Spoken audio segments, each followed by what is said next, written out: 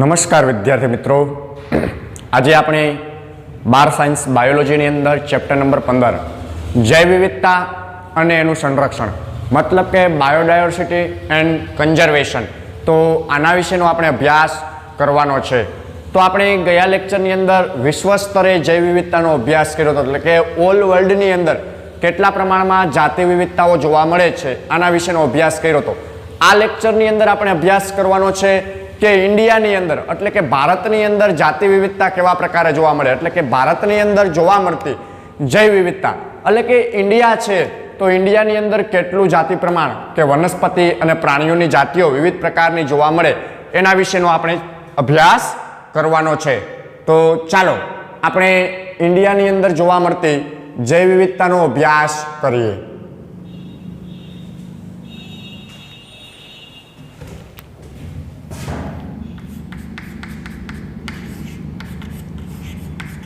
જૈવ વિવિધતા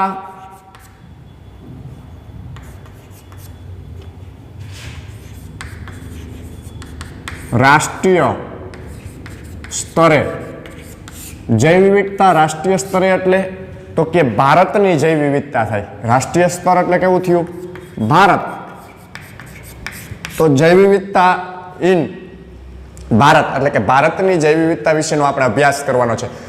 હવે આપણે ઇન્ડિયાની વાત કરીએ તો આપણે સૌપ્રથમ એના જમીનની વાત કરીએ કે કેટલા પ્રમાણમાં આપણી પાસે જમીન આવેલી છે. તો વિશ્વની અંદર ટોટલ જેટલી જમીન છે ત્યાં વિશ્વની કુલ જમીનના ઇન્ડિયામાં કેટલા ટકા ભાગ છે? વિશ્વની કુલ જમીનમાંથી 2.4% જમીન ભારત પાસે છે. કોની પાસે છે? ભારત પાસે જોવા મળે છે.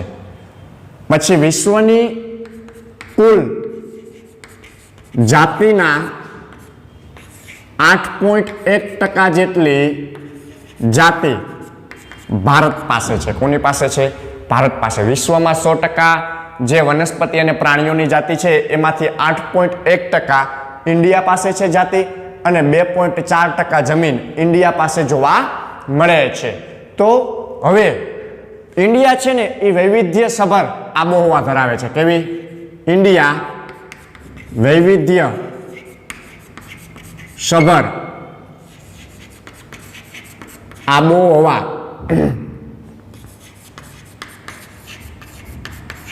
ધરાવે છે. વૈવિધ્ય સભર મતલબ શું? જુદા જુદા પ્રકારની આપણે ઇન્ડિયા પાસે આબોહવા આવેલી છે.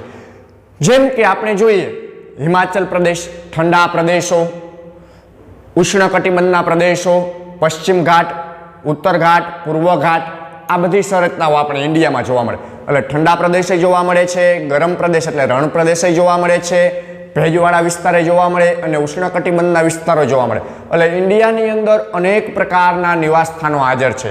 એટલા માટે ઇન્ડિયા ખૂબ જ જાતિ વિવિધતા ધરાવે છે. હવે ઇન્ડિયાની જાતિ વિવિધતા આપણે જોઈએ તો વિશ્વની અંદર ક્યાં? વિશ્વની અંદર વિશ્વમાં સૌથી મોટી જૈવ વિવિધતા ધરાવતા 12 દેશ છે. કેટલા? 12 દેશનો સમાવેશ થાય છે. સૌથી મોટામાં મોટી જૈવ વિવિધતા ધરાવતા વિશ્વમાં 12 દેશનો સમાવેશ થાય. આ 12 દેશમાંથી એક દેશ ભારત છે. એટલે ભારતનો સમાવેશ પણ વિશ્વની 12 મોટામાં મોટી જૈવ વિવિધતા છે એની અંદર ભારતનો સમાવેશ થઈ જાય છે. એટલે આપણી પાસે જગ્યા ઓછી છે પણ આપણી પાસે આબોહવા યાની પરિસ્થિતિ કન્ડિશન બધું જોઈએ આપણે ઇન્ડિયાની, તો એના હિસાબે આપણી પાસે જાતિ વિવિધતા સૌથી સારામાં સારી છે અન્ય દેશો કરતાં. એટલે આપણો પણ 12 દેશોની અંદર સમાવેશ થાય છે. તો આપણી પાસે અહીંયા વિવિધ પ્રકારની આબોહવા જોવા મળે છે. એના હિસાબે આપણી પાસે વનસ્પતિ પ્રાણીઓની વિવિધ જાતિઓ જોવા મળે છે. તો આપણે સૌ પ્રથમ જોઈએ ભારતમાં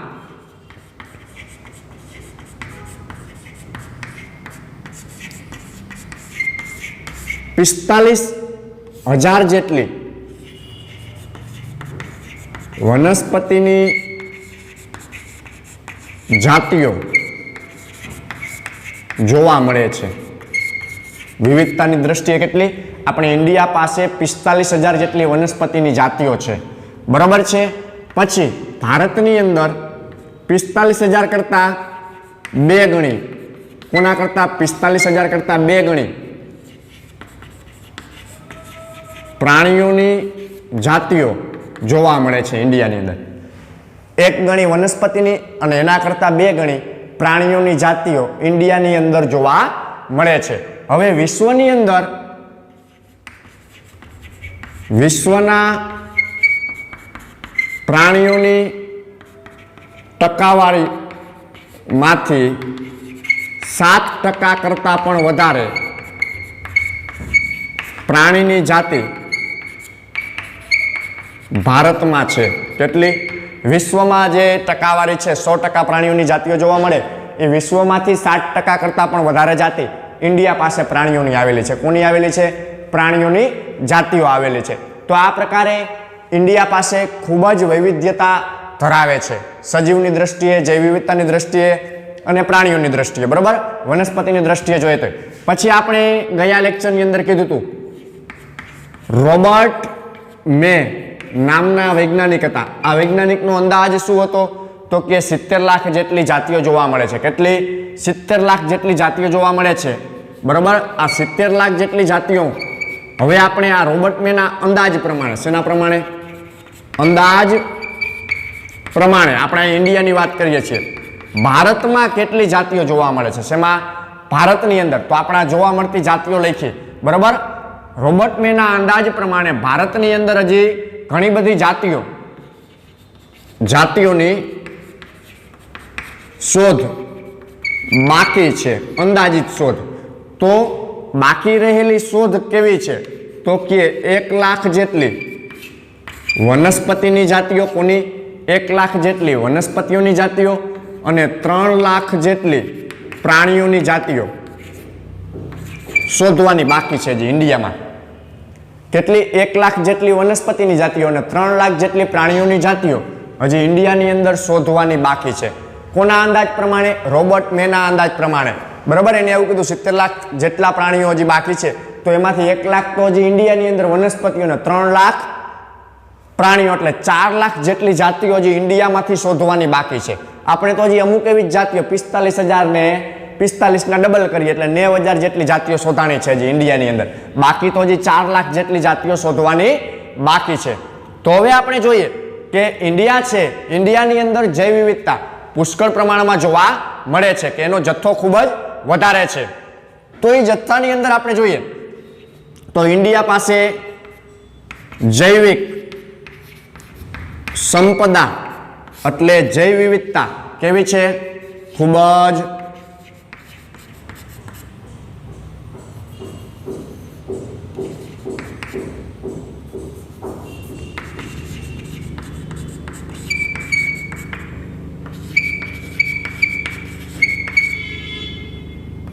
પથરાયેલ છે, એટલે ખૂબ જ મોટી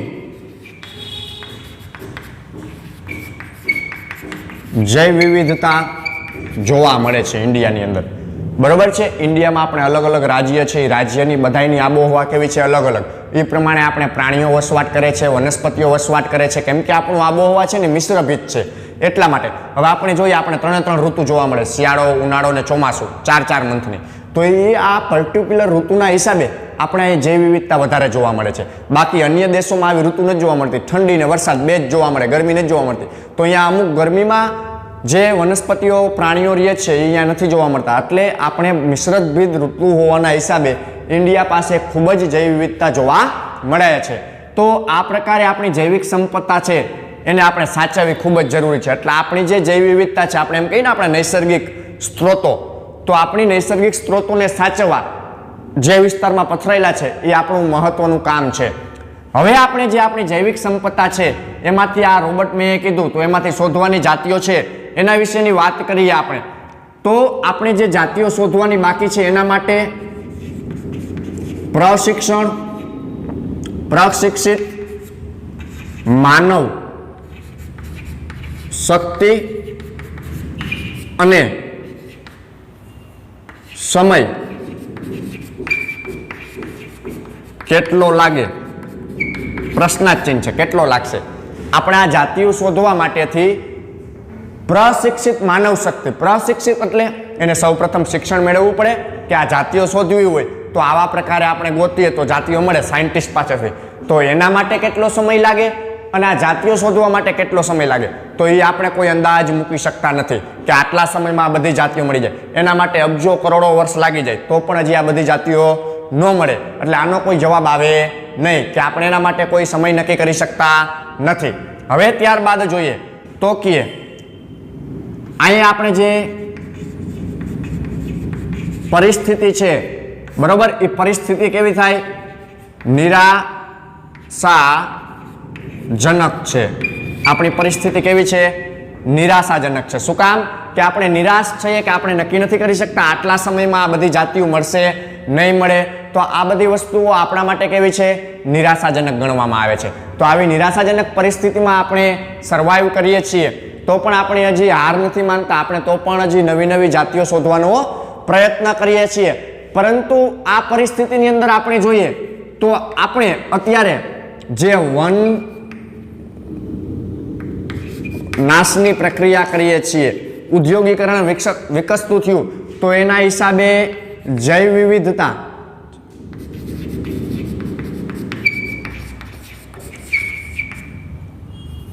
જૈવ વિવિધતાને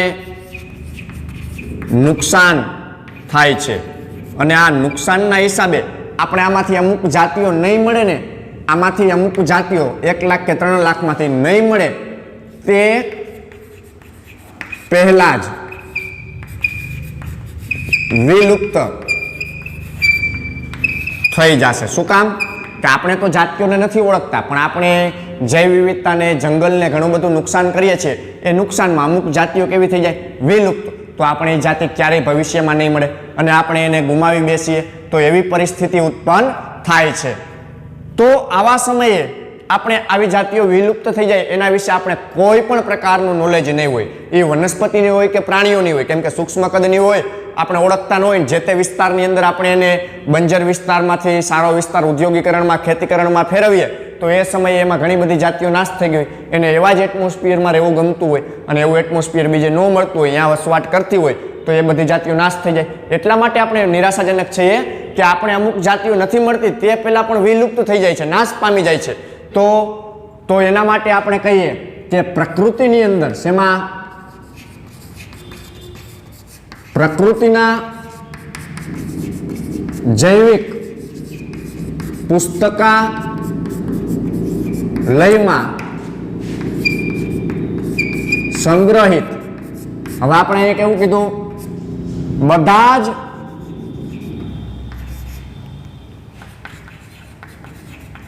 શીર્ષકોને અથવા પ્રકૃતિના જૈવિક પુસ્તકાલયમાં સંગ્રહિત બધા જ શીર્ષકોને અથવા શીર્ષકો આપવા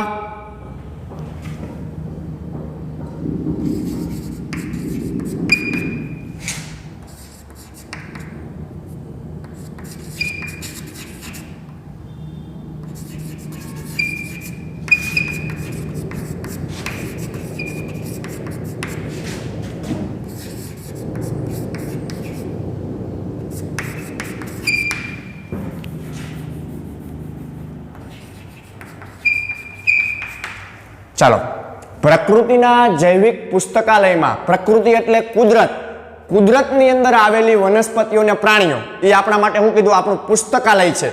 એમાં સંગ્રહિત બધા જ શીર્ષકોને આપણા દ્વારા પ્રકૃતિમાં રહેલા વનસ્પતિ અને પ્રાણીઓ એ આપણું પુસ્તકાલય કીધું. એ પુસ્તકાલય એટલે પ્રકૃતિમાં સંગ્રહિત બધા જ શીર્ષકોને આપણા દ્વારા સૂચિબદ્ધ કરતા પહેલા જ અગ્નિદાહ થઈ જાય. સૂચિબદ્ધ એટલે એને ઓળખતા પહેલા જ, કેવા, એને ઓળખતા પહેલા જ કેવા થઈ જશે, અગ્નિદાહ. અગ્નિદાહ એટલે નાશ પામશે અથવા લુપ્ત થઈ જશે. તો પ્રકૃતિની અંદર રહેલા જેટલા સજીવો છે એ સજીવોને આપણે ઓળખશી એ પહેલા જ આપણે એને ઓળખીએ, એનું નામ આપીએ એ પહેલા જ એ સજીવો કેવા થઈ જશે? નાશ પામી જશે. શું કામ? કે આપણી માનવ પ્રવૃત્તિ દિવસે ને દિવસે એવી થતી જાય છે કે જે જૈવ વિવિધતાને નુકસાન પહોંચાડે છે. તો એટલા માટે આપણે રાષ્ટ્રીય સ્તરે જૈવ વિવિધતા સાચવવી ખૂબ જ જરૂરી છે. કેમ કે આપણે તમે નિવસન તંત્ર અભ્યાસ કર્યો હશે કે એક ચેઇન ચાલે છે, ફૂડ ચેઇન, એના માટે બધા જ સજીવો જરૂરી છે. બરોબર છે? તો આ અભ્યાસ કર્યો. હવે આપણે જોઈએ ઇન્ડિયાની અંદર વિવિધ જાતિઓ જોવા મળે છે. શું જોવા મળે છે? કે ઇન્ડિયાની અંદર વિવિધ પ્રકારની જાતિઓ જોવા મળે છે. તો ભારતમાં વનસ્પતિ સમૂહોનું મહત્વના લક્ષણો શું છે? ભારતની અંદર વનસ્પતિ સમૂહનું મહત્વનું લક્ષણ શું છે?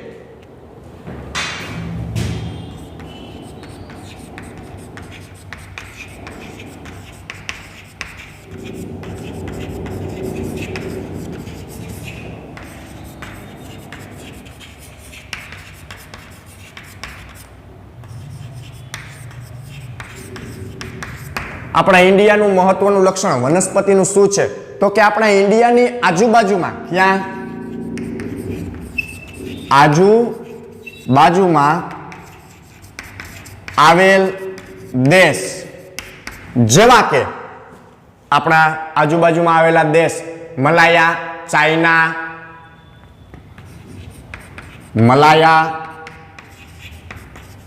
ચાઇના, તિબેટ વગેરે એવા, જેમ કે જાપાન,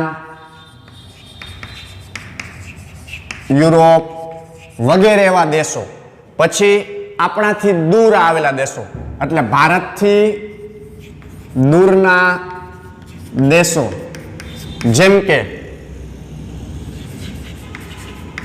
અમેરિકા, આ તો પેલું નામ જ આવે આપણે, બરોબર છે, આપણાથી દૂરનો દેશ છે એટલા માટે.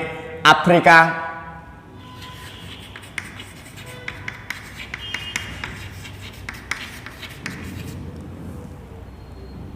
ઓસ્ટ્રેલિયા વગેરે દેશો.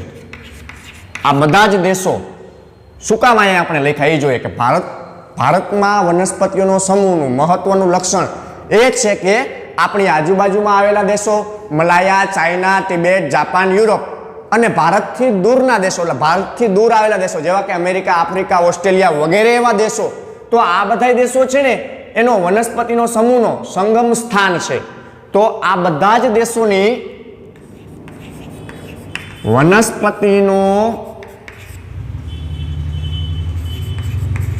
વનસ્પતિનો સમૂહનો સંગમ સ્થાન કોણ છે? ભારત છે, ઇન્ડિયા છે. ઇન્ડિયા છે આ બધા જ દેશનો વનસ્પતિનો સંગમ સ્થાન. એટલે ઇન્ડિયામાં આ બધી જ દેશની વનસ્પતિઓ જોવા મળે, અથવા આ દેશમાંથી, ઇન્ડિયામાંથી બધા જ દેશોમાં વનસ્પતિઓ ગઈ છે. એટલે અહીં એનું સંગમ સ્થાન, સંગમ એટલે જોડાતો સ્થાન ઇન્ડિયા છે. એટલા માટે આપણી પાસે, ભારત પાસે જૈવ વિવિધતા છે. કોની? વનસ્પતિઓની જૈવ વિવિધતા એટલા માટે જોવા મળે છે. હવે આપણે જોઈએ તો કે આપણા ભારતની અંદર સપુષ્પી વનસ્પતિઓ કેવી અથવા પુષ્પીય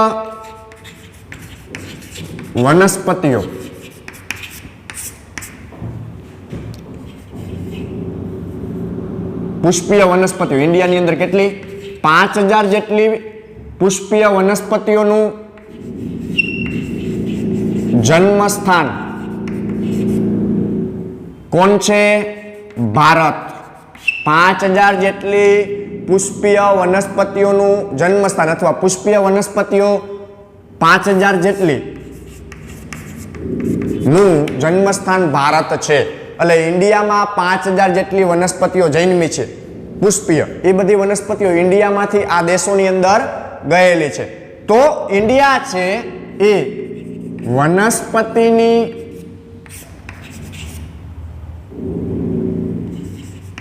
જાતિઓમાં જૈવ વિવિધતા ધરાવતો આગવો દેશ છે. આગવો એટલે સૌથી આગળનો દેશ છે. તદુપરાંત ઇન્ડિયા પાસે 100 જેટલી જાતિઓ ઘાસની છે. કોની છે? 100 જેટલી જાતિઓ ઘાસની જોવા મળે છે. હવે જે વિશ્વની અંદર ખેતીલાયક દેશ છે, બરોબર છે, વિશ્વની અંદર ખેતીલાયક દેશ છે. કેટલા? વિશ્વમાં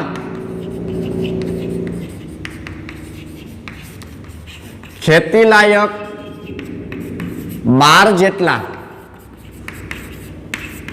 દેશ છે. એમાંથી એક ભારત છે. કોણ છે? એમાંથી એક ભારત છે. વિશ્વમાં ખેતીલાયક દેશો 12 છે, એમાંથી એક ભારત છે. બરોબર, એક ક્રમ ભારતનો આવે છે ખેતીલાયક દેશોમાંથી. હવે પાકોની વેરાયટીમાં શેમાં? તો કે ભારતની અંદર, ભારતમાં પાકોની વેરાયટીમાં 7મા ક્રમે છે. કેટલામાં? ભારત પાકોની વેરાયટીમાં 7મા ક્રમે છે. આ 12 દેશમાંથી કેટલામાં ક્રમે છે? 7મા ક્રમે છે. બરોબર છે. એટલે ખેતીવાડીની અંદર 7મા ક્રમે ઇન્ડિયા આવે છે. પાકોમાં વેરાયટીમાં 7મા ક્રમે, ખેતીવાડીમાં આવે છે. ભારત પાસે આપણે પાક કીધા ને, એટલે ખેતીવાડીની 166 જેટલી જાતિઓનું ઉદ્ભવ સ્થાન છે, એટલે જન્મ સ્થાન છે. આપણે જે ઘઉં, બાજરો, ચોખા આવા બધા પાકો કહીએ, એ પાકોમાંથી 166 જેટલી જાતિઓનું ઉદ્ભવ સ્થાન કોણ છે? ઇન્ડિયા. ઇન્ડિયાની અંદર આ બધી જાતિઓનું નિર્માણ થયેલું છે. પછી જોઈએ તો કે આ પાકોની વનસ્પતિનું ઉદ્ભવ સ્થાન આટલું. પછી આ પાકોને સંબંધિત જંગલી જાતો, પાકોને સંબંધિત જંગલી જાતો કેટલી? તો કે 320 જેટલી જંગલી જાતોનું ઉદ્ભવ સ્થાન પણ કોણ છે? ભારત છે. તો ભારતની અંદર વિવિધતાની દ્રષ્ટિએ ખૂબ જ વધારે જોવા મળે છે. તદુપરાંત જોઈએ તો ભારતમાં વનસ્પતિ ઉછેરમાં ભારત છે ને, એ ભારત વનસ્પતિ ઉછેરમાં અથવા વનસ્પતિના ઉછેરમાં એ કેટલી? તો કે 30,000 થી 50,000 જાતિઓનો ઉછેર કરે છે. એટલે આમ જો, ઇન્ડિયા જૈવ વિવિધતાની દ્રષ્ટિએ ખૂબ જ સારામાં સારું છે. કેમ કે આખા એશિયામાં ક્યાંય સિંહ નથી, ભારત પાસે જ છે. તો આવા ભારતમાં અનેક જાતિઓ જોવા મળે છે, જુદા જુદા પ્રકારની, જે ઇન્ડિયા પાસે એના આબોહવાના હિસાબે છે, અન્ય દેશ પાસે નથી. આપણો દેશ વિસ્તારની દ્રષ્ટિએ નાનો છે, તો પણ એમાં આટલી બધી જૈવ વિવિધતાઓ આપણે જોવા મળે છે. તો ભારતની અંદર આ પ્રકારે જુદા જુદા પ્રકારની જૈવ વિવિધતાઓ છે, એ આપણે અહીંયા જોવા મળે છે. ચાલો, ત્યારબાદ ઇન્ડિયામાં જોવા મળતી અમુક વનસ્પતિઓની જાતિઓ, જેના વિશેનો આપણે ઉલ્લેખ કરીએ. વનસ્પતિઓ, પક્ષીઓ કે જેમાં આપણે ખૂબ જ જૈવ વિવિધતા ધરાવીએ છીએ, તો એના વિશેના અમુક આંકડાઓ અને વનસ્પતિઓના નામ આપણે લઈએ, જે ઇન્ડિયામાં પ્રથમ ક્રમે છે અને ત્યારબાદ વિશ્વની અંદર અન્ય કન્ટ્રીઓની અંદર જોવા મળે એવી જાતિઓનો આપણે અભ્યાસ કરીએ.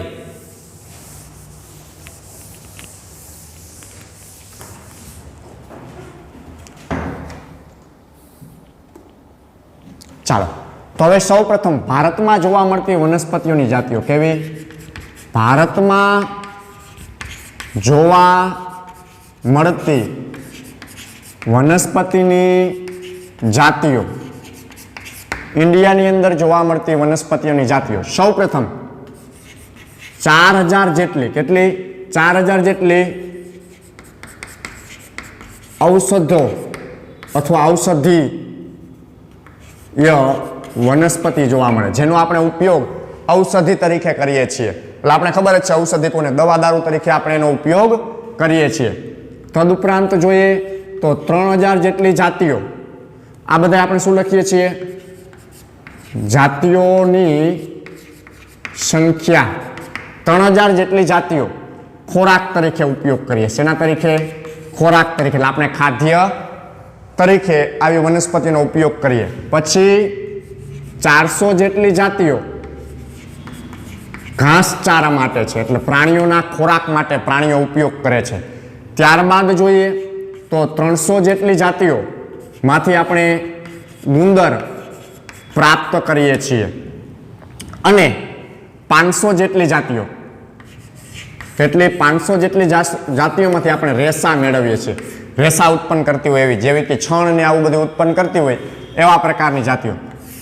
તદુપરાંત જોઈએ તો અન્ય 500 જેટલી જાતિઓમાંથી તૈલ અને અત્તર મેળવીએ છીએ. તૈલ અને અત્તર મેળવવાનું કાર્ય. તો આટલી ટોટલ જાતિઓ ઇન્ડિયાની અંદર આપણે ઉપયોગમાં લઈએ છીએ. 4000, 3000, 500, 500, 300, 400, 700, બરાબર છે. 8700 જાતિ થઈ. તો આટલી આપણે ઉપયોગી લઈએ. આના સિવાય અન્ય જાતિઓ આવેલી છે. તો આપણે જૈવ વિવિધતાની દ્રષ્ટિએ ખૂબ ઊંચો આંક ધરાવીએ છીએ, બરાબર છે, સૌથી ઊંચો આંક. હવે ભારતની અંદર જે વિવિધ પ્રકારની જાતિઓ જોવા મળે છે, જેનો આપણે રોજિંદા જીવનમાં ઉપયોગ કરીએ છીએ અને જેનું આપણે ઉત્પાદન કરીએ છીએ, એવું ચોખા, શેરડી, કેળા, ચા, કેરી, કાકડી, લીંબુ, વાલ, શણ, એલચી, કાળા મરી, આદુ, હળદર, આ બધા જ અથવા ખાદ્ય કંદ, વાંસ, ફણસ વગેરે વગેરે ભારત ઉછેરની દ્રષ્ટિએ, કેવી? ઉછેરની દ્રષ્ટિએ વગેરે ભારત ઉછેરની દ્રષ્ટિએ પ્રથમ ક્રમે અથવા પાયાના કેન્દ્રમાં છે. ઇન્ડિયા કેવું? પાયાનું કેન્દ્ર. આ બધાયનો ઉછેર, આ બધાયનું ઉત્પાદન ઇન્ડિયા પ્રથમ ક્રમે કરે છે. ત્યારબાદ જોઈએ તો કે ત્યારબાદ અન્ય ક્રમની અંદર ઉત્પન્ન કરતી એવું તદુપરાંત ઇન્ડિયામાં જોવા મળતી વિવિધ જાતિઓનું ઉત્પાદન, જેમ કે બટાકા સૌથી વધારે આપણે ઉત્પાદન કરીએ, ટમેટા, મકાઈ, તલ, સોયાબીન, આ વગેરેનો ઉછેર ભારત દ્વિતીય પાયાનું કેન્દ્ર છે, એટલે બીજા ક્રમે છે ઇન્ડિયા. આ વગેરેના ઉછેરમાં ઇન્ડિયા બીજા ક્રમે જોવા મળે છે. શેના? બટેકા, ટમેટા, મકાઈ, તેલ, સોયાબીન વગેરેનો ઉછેર બીજા ક્રમે, અને આ જે ઉપરનું ગ્રીન કલરે લખેલું છે એ આપણે પહેલા ક્રમે ઉછેર કરીએ છીએ ઇન્ડિયાની અંદર. હવે આ પ્રકારે ઇન્ડિયાની અંદર જે બધો વનસ્પતિજન્ય ઉછેર થાય છે એમાં આપણે સૌપ્રથમ જૈવ વિવિધતા ધરાવીએ છીએ. તદુપરાંત ઇન્ડિયાની અંદર બીજી કેવી કેવી જૈવ વિવિધતા જોવા મળે છે? તો કે ભારત પાસે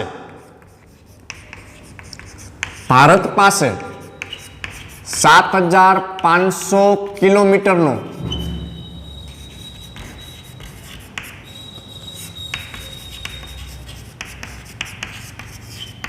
દરિયા કિનારો છે. શું છે? દરિયા કિનારો છે ભારત પાસે 7500, એટલે સૌથી મોટામાં મોટો દરિયા કિનારો. આ દરિયા કિનારે જોવા મળતું વનસ્પતિઓ જેવી કે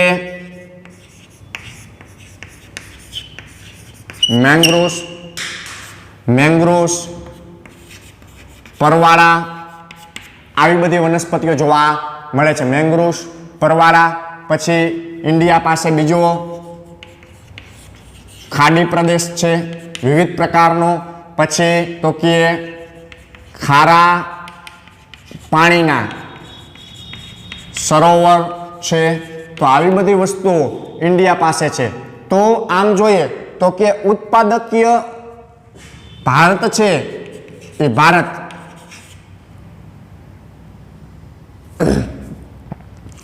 ઉત્પાદકીય નિવસન તંત્રનો પાયાનો ભાગ છે. કેવો છે? નિવસન તંત્રનો, ઉત્પાદકીય નિવસન તંત્રનો પાયાનો ભાગ છે. કોણ? ઇન્ડિયા. પછી ઇન્ડિયા પાસે 45 જેટલી મેંગ્રુવ્સની જાતિઓ છે. કેટલી? 45 જેટલી મેંગ્રુવ્સ વનસ્પતિઓની જાતિઓ છે અને 341 જેટલી પરવાળાની જાતિ છે. આટલી નોંધાઈ છે. જે આના કરતાં વધારે છે. આ તો ખાલી ઓળખાય છે. આપણે ઇન્ડિયા પાસે આટલી જાતિઓ, આટલી જૈવ વિવિધતા છે એ જોવા મળે છે. તદુપરાંત આપણે જોઈએ તો કે ઇન્ડિયાની અંદર જોવા મળતી સ્થાનિક જાતિઓ. કેવી જાતિઓ? ઇન્ડિયાની અંદર જોવા મળતી સ્થાનિક જાતિઓ. સ્થાનિક જાતિઓ એટલે કેવી? કે કોઈ પણ નાના વિસ્તારની અંદર ક્યાં જોવા મળે? કોઈ પણ નાના વિસ્તારમાં જોવા મળે, જે વિશ્વના કોઈ પણ ભાગમાં ન જોવા મળતી હોય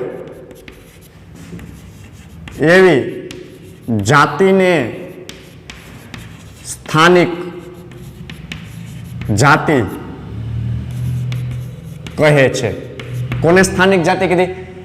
કે ઇન્ડિયાની અંદર કોઈ નાના વિસ્તારમાં જોવા મળતી હોય અને જે વિશ્વના કોઈ અન્ય વિસ્તારમાં ન જોવા મળતી હોય તો આવી જાતિને સ્થાનિક જાતિ કહેવાય. જે એક જ સ્થાને જોવા મળે છે એવી. તો ઇન્ડિયા પાસે આવા સ્થાનિક વિસ્તારોની અંદર આપણે જોઈએ ઉત્તર પૂર્વ પશ્ચિમ ઘાટ.